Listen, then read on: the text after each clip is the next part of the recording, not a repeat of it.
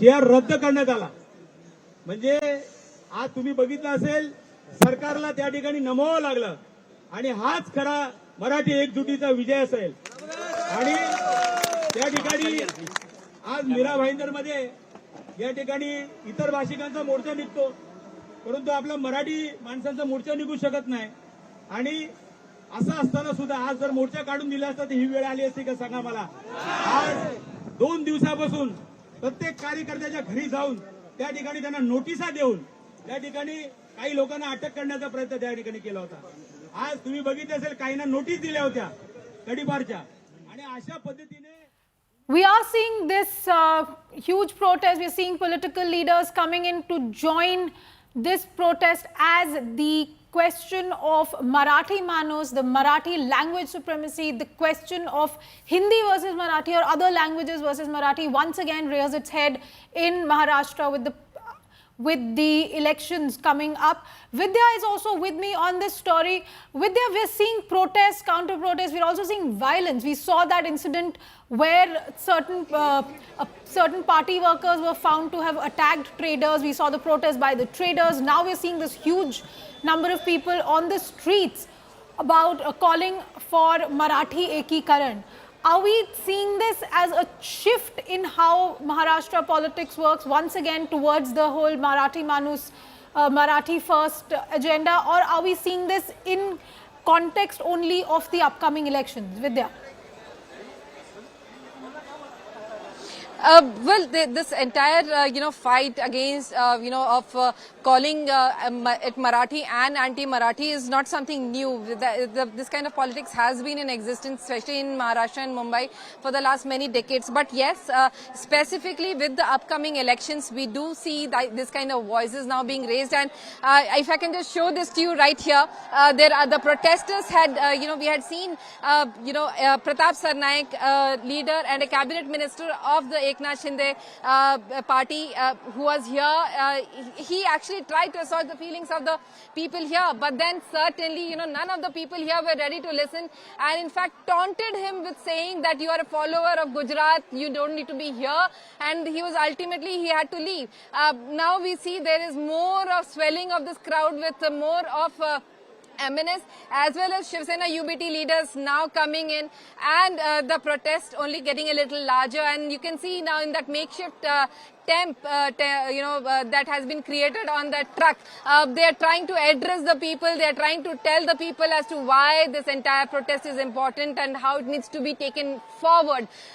So certainly this makes for a huge political ground for all these parties, which is one of the reasons why they have come together at this juncture.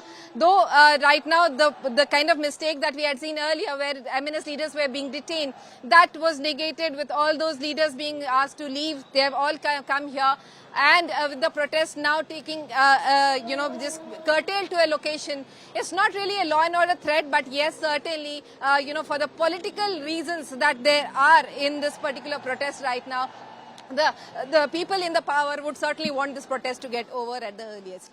Vidya, we're seeing the visuals that are coming in of the protest that you're showing us. There seem to be a large number of people. I'm also seeing women, children also there at the protest. There's a child on the truck itself. What kind of statements are being made by the leaders who are speaking from this makeshift dais? Remember, there was a child who was dressed as Chhatrapati Shivaji, and so one of the things that is being portrayed in this entire protest is with regards to how this entire protest stands for, bringing or uniting the Marathi people, and they are portraying that the people in the power, like Fadnavis and Eknath Shinde, are not really bothered with trying to save the Marathi Asmita or wanting to save the Marathi language. And that's one of the reasons why people in Maharashtra, especially those who speak Marathi, should get together and form, against the BJP. So it's certainly something in the next couple of months. We have municipal elections, not just in Mumbai or Mira Bhayandar Municipal Corporation, where we are standing right now. But across the entire state, there are various municipal corporations where elections have not been held for the last 1.5 to 2 years as the matter is going on in Supreme Court. Now, the entire issue is certainly pertaining to the election, and that's one of the reasons why, everyone's really talking about how this would actually only escalate when the election dates are announced, as an event the election comes a little much closer. As you remember, this election is of prime importance at the ground level. All these parties want to prove their mantle, especially after the new equations wherein Shiv Sena is now in two parts, the NCP is in two parts. A lot of equations have changed. So all these parties have to make sure that they do not lose ground and are able to at least connect with their vote bank, which is the Marathi, public at large. So, Vidya, we also recently saw the estranged cousins Uddhav Thackeray and Raj Thackeray at the same stage talking about this entire language issue. Are we seeing that this has sort of united the split parties in Maharashtra? In fact, a lot of people are wondering as to how and why Fadnavis, the Chief Minister of Maharashtra, would have, done this entire thing about bringing in Marathi. Was it a mistake?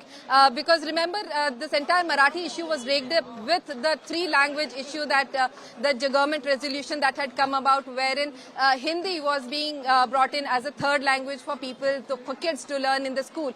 But with that entire issue then escalating to how this is against the Marathi people, the Marathi language, this is where the politics really comes into play. And that's one of the reasons people wonder exactly whether the Chief Minister is wondering whether that was the mistake. Though the GR was, the government resolution were withdrawn.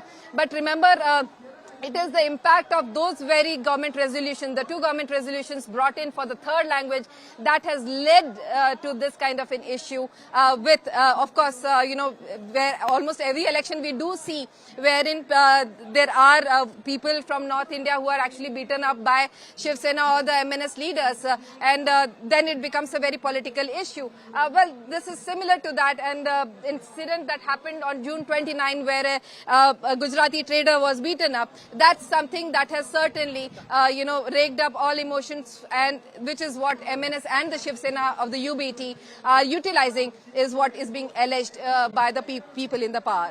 So, Vidya, if we may come back to what sparked this entire issue, at least what you said, the Slapgate incident, so to speak, the Gujarati trader was assaulted by MNS workers.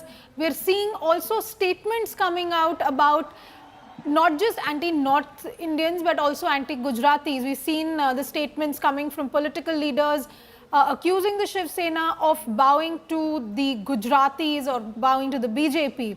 Is this likely to resonate in the people? Of course, not just the people who are at this protest site today.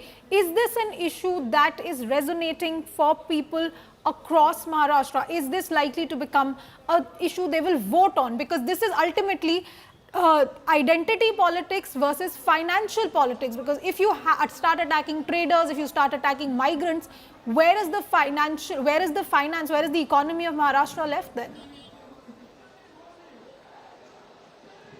Well, remember one thing, that the election is still is a little distant away. It's not like immediately. So what this kind of movement really does, or a protest really does, is bring in people, rake up the issue, starts the entire discussions. But remember, whether this really converts into vote bank votes or not is something that will really have to be seen. But then, because remember, MNS is the one which has really been at the forefront of slapping people or beating up North Indians. But it has never really, made its mark as a political party wherein its leaders have actually been able to become MPs and MLAs in large numbers. MNS has never been able to do that. In spite of that, this kind of politics does really turn out every election that we have seen, and that's one of the reasons why people here at this place right now, when we spoke to a lot of people, they were not just from MNS or the Shiv Sena. They are actually, general public, the Maharashtrians, the people who speak the language of Marathi. They were like very sure that what is happening is right for the Marathi people and for the Marathi language, and that's something that across it was not, even if they're not from any political party, we did see a lot of people speak about it, come out in the forefront, come out during the entire protest today, because we asked them whether you are from which party, and a lot of people said they are not from any party, but just wanted this entire protest to go ahead because it meant a lot for them.